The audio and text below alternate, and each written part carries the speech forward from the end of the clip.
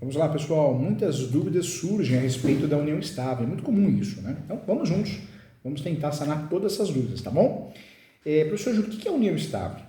A união estável é uma situação de fato na qual duas pessoas que não são casadas mantêm uma união estável semelhante à vida do casamento civil, com a intenção de construir família. A união estável, gente, é um relacionamento duradouro entre duas pessoas que optam, sim, por viver juntas, compartilhando responsabilidades e compromissos como um casal. Embora não seja formalizada por um contrato de casamento, esse tipo de escritura é reconhecida legalmente em muitos países, incluindo no Brasil. O correto é fazer a união estável no cartório, tabelião de notas, mas algumas pessoas fazem um documento particular. Esse documento particular, se algo acontecer, o fim dela, que é a dissolução, como se fosse o divórcio ou o casamento, eu vou ter que fazer uma ação pedindo a declaração para depois pedir a dissolução. Quando eu tenho a escritura pública, eu já posso pedir a dissolução, que é o divórcio da união estável. Quando nós falamos de união estável, nós temos as principais características da união estável. A convivência pública, os parceiros vivem juntos e compartilham suas vidas de forma pública, como um casal. A durabilidade também, a relação é duradoura e a união estável, não se tratando de um relacionamento passageiro, não podemos dizer que é um namorico, né? A união estável é um relacionamento duradouro, não temos um período exato, mas tem que ser um relacionamento com um lapso temporal. A afetividade e fidelidade também, os parceiros demonstram afetividade, que é amor, carinho, e mantém fidelidade um ao outro, com a intenção de constituir família, né? Então também é um requisito, um pressuposto da união estável. E o compartilhamento de recursos, né? Existe um compartilhamento de recursos financeiros e materiais entre os parceiros, um ajuda o outro. Isso é importante na união estável também. Ou seja, esse compartilhamento significa ajuda, um ajuda o outro, né? Isso também ajuda muito, segundo os julgados na prática, a aprovar a união estável. Lembrando que é um relacionamento público. Existe a diferença entre casamento e união estável. O casamento é um contrato formalizado perante a lei e muitas vezes envolve uma cerimônia oficial. Ele estabelece direitos e deveres claros entre os cônjuges, como partilha de bens, pensão alimentícia e herança. O divórcio é o processo necessário para dissolver um casamento. Por outro lado, a união estável é um relacionamento duradouro entre duas pessoas que escolhem viver juntas e compartilhar suas vidas como um casal, mas sem a formalidade do casamento. Embora reconhecida legalmente, em muitos países, esse tipo de união geralmente não impõe as mesmas obrigações financeiras e legais que um casamento impõe.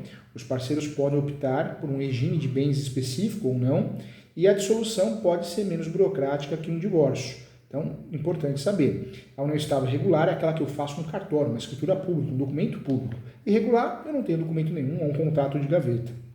É importante saber que na união estável eu posso fazer, sim, a união estável declarada, regular, com separação total de bens, união universal de bens. Eu posso, sim. Existem algumas implicações legais na união estável. No Brasil, a união estável é protegida pela Constituição Federal e possui implicações legais significativas.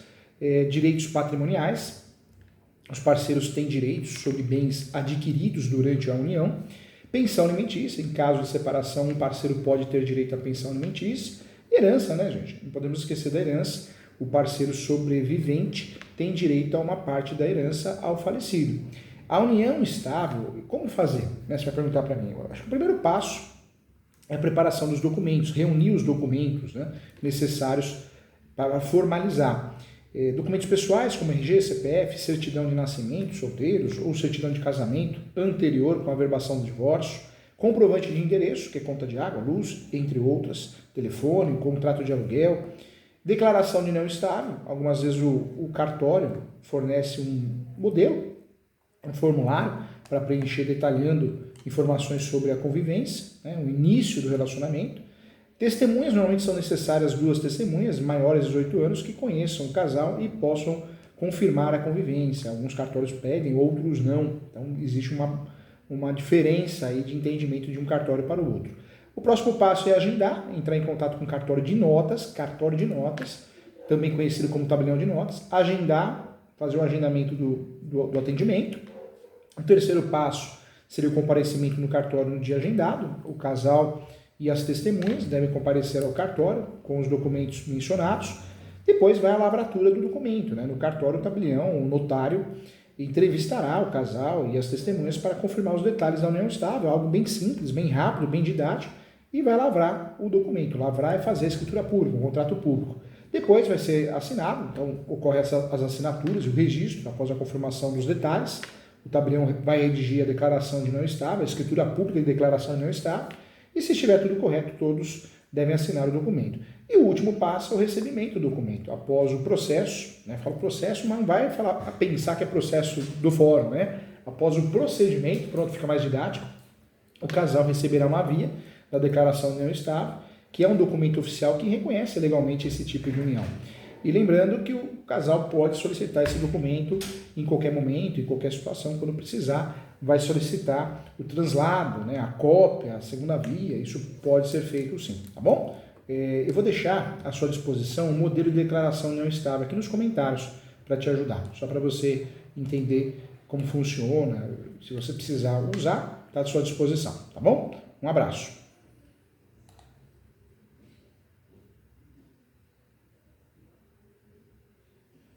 A Andréia apareceu aqui. Andréia, tudo bem, Andréia? Andréia Bentes está fazendo uma pergunta aqui. Tenho 32 anos com o pai dos meus 2 filhos. Até hoje não formalizamos. Informações importantes. Você me deu. Meus filhos podem ser testemunhas. Já são adultos? Em regra, alguns cartórios pedem pessoas que têm um sobrenome diferente. Alguns cartórios exigem isso, Andréia. E tem cartório que não, que aceita. Porque é uma testemunha de um ato consensual feito pelos dois. Então, entra como ouvinte, de fato não seria uma testemunha processual. Então, precisa analisar qual que é o entendimento do cartório. Mas, em regra, sim, aceita sim. Tá bom, Andréia? Legal, parabéns pela pergunta. Conte comigo, estou à disposição, tá bom? Um abraço a todos.